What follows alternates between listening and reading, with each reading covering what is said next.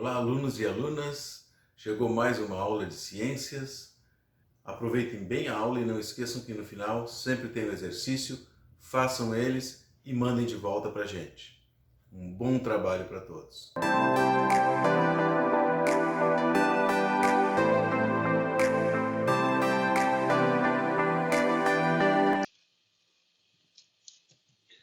Hoje falaremos sobre condutores e isolantes. Se a gente observar as tomadas e os fios elétricos, geralmente eles são envolvidos por plástico. Por que será? As ferramentas elétricas também, os alicates, as chaves de fenda, têm no cabo material plástico revestindo. Isso, na verdade, é uma proteção contra choques elétricos. O plástico é um isolante elétrico. Ou seja, ele impede que o usuário leve choques elétricos. Quais são os materiais que funcionam como isolantes e como condutores elétricos? Alguns materiais, como os metais e também a água salgada, permite que a carga elétrica passe por eles muito facilmente. Estes materiais que permitem a passagem da corrente elétrica são chamados de condutores de eletricidade. Então, os fios geralmente são feitos de metal, por quê? Porque o metal é um bom condutor de eletricidade. A água, contendo sal, também é um bom condutor de eletricidade. Já a água pura não conduz eletricidade. Isso acontece porque os elétrons que compõem o metal, eles são livres no material e podem se mover livremente. Então, se a gente tiver uma fonte de energia, como uma pilha, por exemplo, esse movimento de elétrons vai se dar do polo negativo em direção ao polo positivo, lá do outro lado. Nesta condução de energia, então, os elétrons, que são cargas elétricas negativas, vão se mover pelo fio, fazendo esse movimento do polo negativo para o polo positivo. Na água salgada, o que acontece é que o sal, que é uma substância química, o NaCl, ele é decomposto em seus integrantes. O sódio, que é o Na, que tem carga elétrica positiva, e o cloro, que é o Cl, que tem carga elétrica negativa. Estas partículas podem se mover livremente na água e fazer com que a corrente elétrica possa ser transmitida. O mesmo já não acontece na água com açúcar. Por quê? Porque o açúcar não se decompõe em ânions positivos e negativos. Exemplos de bons condutores elétricos são o cobre, que é usado normalmente na fabricação dos fios elétricos, e ainda o alumínio, o ouro e a prata. Esta condução de corrente elétrica pelos metais se dá porque os elétrons e os ânions, os íons positivos e negativos, podem se mover livremente pelo metal, conduzindo então a corrente elétrica. Quando você liga, por exemplo, o celular ou qualquer aparelho elétrico na tomada, os elétrons que estão no fio, lá dentro da parede, se movimentam em direção ao celular, carregando a bateria. Pois à medida que o celular vai sendo usado, esses elétrons vão sendo liberados para o aparelho e a bateria descarrega, tendo que ser carregada novamente. Outras substâncias, como o plástico, o vidro, possuem seus elétrons presos às suas estruturas. Isso impede que eles se movimentem pelo material. Esses elementos que impedem o movimento dos elétrons são chamados de isolantes elétricos. Por quê? Porque eles não permitem a passagem da corrente elétrica. Exemplos de isolantes térmicos temos a cerâmica, o vidro, a borracha e os plásticos em geral. Como que a gente pode fazer uso desses isolantes e condutores elétricos, aplicando eles no nosso dia a dia?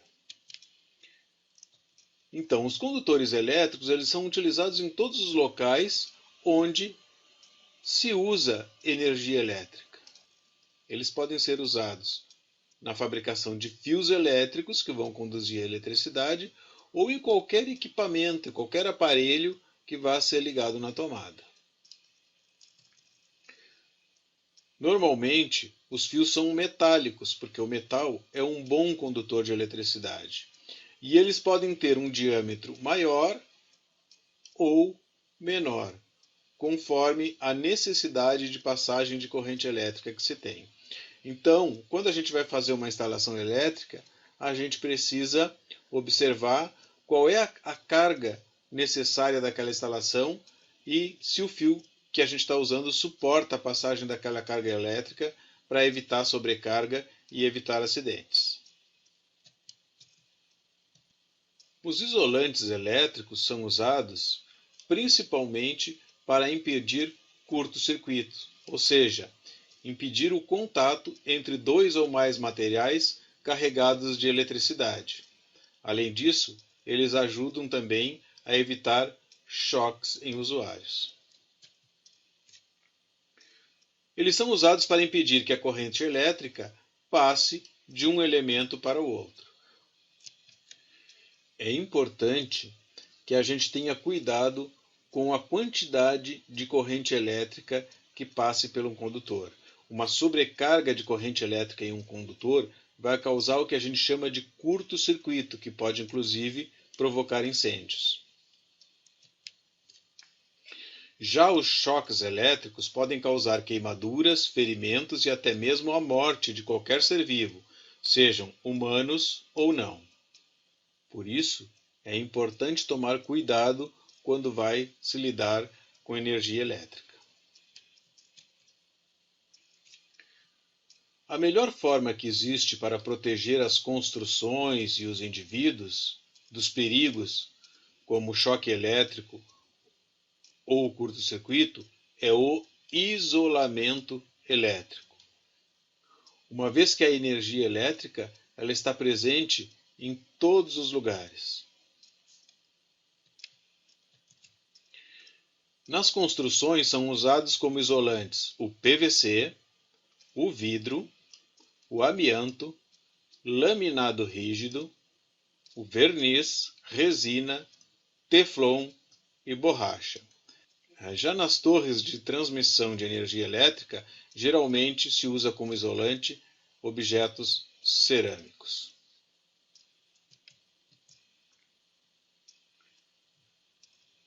Agora vamos falar sobre outros tipos de isolantes, que são os isolantes e condutores térmicos, aqueles que facilitam ou impedem a condução de calor. Nas roupas de mergulho é usado um material chamado neopropene. Este material ajuda a manter a temperatura do corpo, evitando a perda de calor durante o mergulho. Ou seja, o neopropene é um isolante térmico. Ele impede a passagem do calor. Os bombeiros, por sua vez, também usam isolantes térmicos nas roupas, que permite que eles possam se aproximar do fogo sem se queimarem. Mas no dia a dia, a gente não usa apenas equipamentos que isolam termicamente. Usamos muitos elementos exatamente com a função oposta, ou seja, aqueles que são bons condutores de calor. Um exemplo de bom condutor de calor é a panela. A panela transmite o calor do fogo para os alimentos que estão dentro da panela. Então ela é um bom transmissor de calor ou um bom condutor de calor. A mesma coisa acontece no chuveiro. A ideia é que o calor criado pela resistência seja transmitido para a água.